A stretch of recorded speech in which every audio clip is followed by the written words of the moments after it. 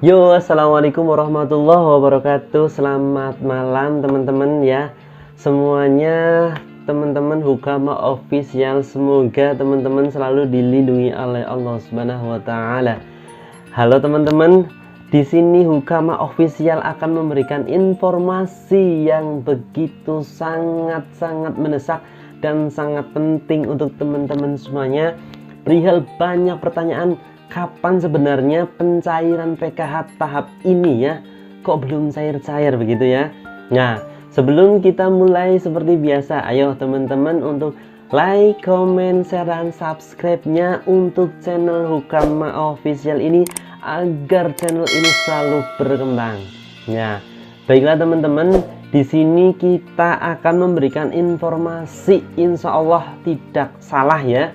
Nah, jadi silakan disimak ya, disimak dan didengarkan ya.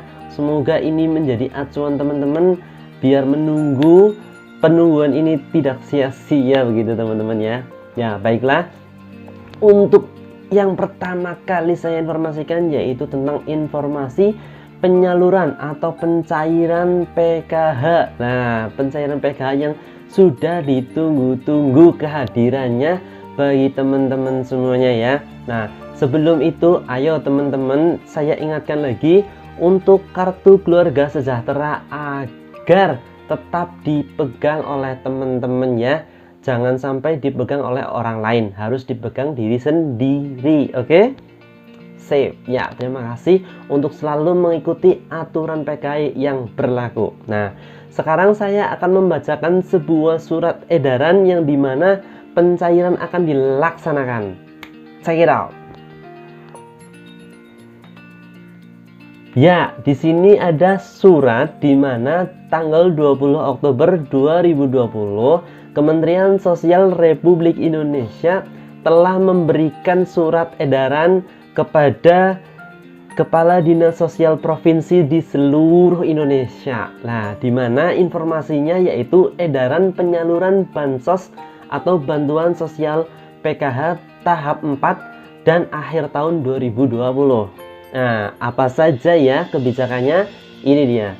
Yang pertama, sehubungan dengan pencairan dana bansos PKH pada tahap 4 Oktober 2020, kami akan menyampaikan beberapa hal yang dimana teman-teman sudah gusar, sudah gelisah. Loh, ini sudah Oktober kok belum cair ya? Nah, ini dia. Yang pertama, penyaluran bantuan sosial PKH yang semula disalurkan per bulan menjadi disalurkan per triwulan ya, dikembalikan ke zaman dahulu lagi ya, yaitu akan menerima bantuan sekaligus di bulan Oktober. Nah, untuk jatah periode bulan Oktober, November, dan Desember. Nah, ini ya yang pertama, yaitu yang tadinya sebulan menjadi 3 bulan dalam satu kali gesek ya teman-teman. Sampai sini paham ya? Ini poin yang pertama. Nah, berikutnya poin yang kedua. Nah, di mana terdapat penambahan kategori pada komponen kesehatan ya. Yang semulanya kan kesehatan itu ibu hamil dan balita ya teman-teman. Nah, di sini menjadi ditambah keluarga pasien tuberkulosis atau TBC sebagaimana SK Dirjen terlampir. Itu ya teman-teman. Itu informasi yang kedua. Ada penambahan anggota lagi ya, penambahan komponen. Nah, di situ ada di kesehatan, ada pasien tuberkulosis yang sudah saya pernah bikin ya teman-teman. Nah, berikutnya di nomor 3 ya teman-teman. Nah, ini bantuan tahap 4 ini akan dicairkan serentak pada tanggal 24 Oktober 2020. Nah, selanjutnya KPM dapat mencairkan bantuan di tempat-tempat yang telah ditetapkan selambat-lambatnya tanggal 15 November 2020. Nah, menjadi catatan ya teman-teman.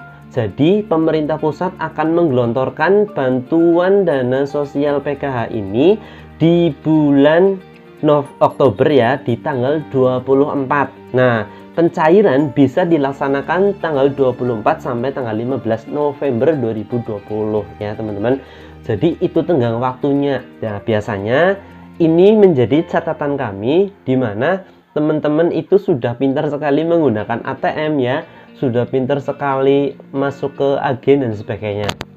Nah, biar penyalurannya itu rapi dan sebagainya, saya harap teman-teman juga harus mengikuti aturan dari pendamping ya. Biar apa? Tentu saja pendamping agar bekerjanya itu lebih enak ya kalau mengikuti pendampingnya. Jangan sampai penyalurannya itu bras ya, walaupun sebenarnya boleh silahkan, tapi alangkah baiknya biar kinerja kita juga enak. Terus teman-teman yang belum paham sekali menggunakan ATM harap segera menghubungi pendamping agar pendamping juga bisa mengedukasi penggunaan ATM atau KKS yang benar dan sebagainya ya.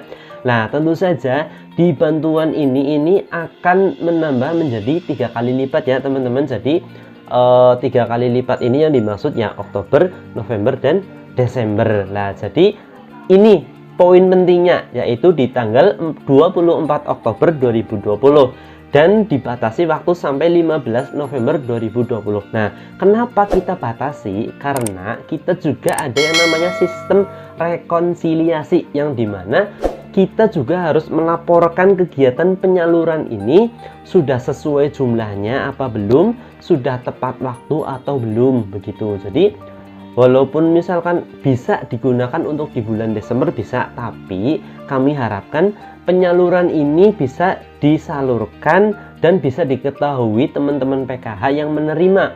Biar apa? Ya, biar apa? Biar tentunya tahu loh, oh ternyata saya sudah cair, oh ternyata saya belum. Jadi ketika saya melaporkan kepada kabupaten ini tahu loh, misalkan Ibu Lelatul belum cair, alasannya misalkan ATM hilang. Ibu Hemi misalkan cair ya. Terus Ibu Ratna misalkan ya, nah ini belum cair karena ATM digondol kucing misalkan ya. Ya maksudnya seperti itu ya. Jadi harus bisa tahu loh, ini cair, ini tidak dan sebagainya. Nah, kita laporkan. Nah, ketika yang tidak cair, kita bisa proses di situ teman-teman. Nah, ini loh yang belum cair, nanti bisa ditindaklanjuti. Nah, jangan sampai ada yang sudah penyaluran sendiri tapi tidak laporan, lalu tidak jelas dan sebagainya. Lalu pendampingnya akan disalahkan. Karena apa? Yaitu karena pendamping itu juga wajib tahu KPM tersebut cair atau tidak. Boleh silakan mau mencairkan di ATM A, ATM B, di agen A, agen B, boleh silakan teman-teman. Tapi alangkah baiknya kita juga tahu loh, oh iya Ibu A cair, Ibu B tidak cair dan sebagainya. Begitu ya teman-teman. Paham ya? Alhamdulillah kalau paham ya. Oke, kita lanjutkan ya. Poin yang keempat yaitu berkaitan dengan hal tersebut. Jadi dari pusat itu memerintahkan Kepala Dinas Sosial Provinsi itu satu, meneruskan data penyaluran tahap 4 kepada Dinas Sosial Kabupaten di wilayah masing-masing dari provinsi turun ke kabupaten. Nah, itu berikutnya memerintahkan KPM PKH melalui pendamping agar bantuan segera dimanfaatkan paling lambat 15 November 2020. Jadi pendamping mengabarkan ke teman-teman bahwasanya paling lambat tanggal 15 November itu sudah dicairkan ya. Nah, berikutnya menginformasikan kepada KPM apabila tidak melakukan transaksi 3 kali berturut-turut maka KKS akan diblokir. Ingat ya, diblokir pada tanggal 25 Desember 2020. Nah, ini sudah ada wacana akan diblokir ketika tidak melakukan transaksi 3 kali berturut-turut. Nah, jadi kalau tidak melakukan transaksi berarti orang itu memang tidak butuh bantuan PKH. Nah, lanjut yaitu yang poin berikutnya, pendampingan PKH menyampaikan data hasil pengecekan tahap 4 paling lambat tanggal 20 November 2020. Nah, nanti kita cross check selama 5 hari setelah tanggal 15 sampai 20, kita cek apakah valid atau tidak datanya, rekonnya pas atau tidak, begitu. Nah, itu ya. Nah, berikutnya yang terakhir, Dinas Sosial Provinsi, Kabupaten atau Kota menyampaikan berita acara rekonsiliasi penyaluran PKH tahap 4 pada tanggal 21 November 2020. Nah, ini jadi urut-urutannya seperti itu ya teman-teman. Jadi harus tahu dulu bagaimana itunya ya. Jadi harus jelas. materi jelas, teman-teman tahu prosesnya, tidak ada penipuan lagi, tidak ada oknum yang main di situ. Nah, dan saya ingatkan ya, bantuan PKH tidak boleh ada potongan kecuali mungkin ada yang untuk bayar agen. Lah itu kan beda.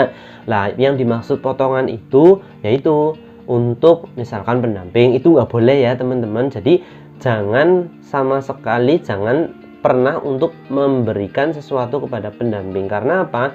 Pendamping itu sudah kerja, sudah digaji oleh pemerintah, dan tugas kita yaitu untuk mengabdi, untuk bekerja, untuk mengawasi, untuk membina dan sebagainya kepada KPM. Biar apa? Tentu saja biar untuk kesejahteraan KPM tentunya ya. Begitu ya teman-teman. Nah, itu informasinya. Silahkan ditunggu tanggal 24 Oktober 2020 ke sana. Oke? Saya akhiri. Wabillahi taufik walhidayah wa ridha wal inayah. Wassalamualaikum warahmatullahi wabarakatuh. Salam PKH. Sip, santun, integritas, profesional. Dadah, sampai jumpa di video berikutnya.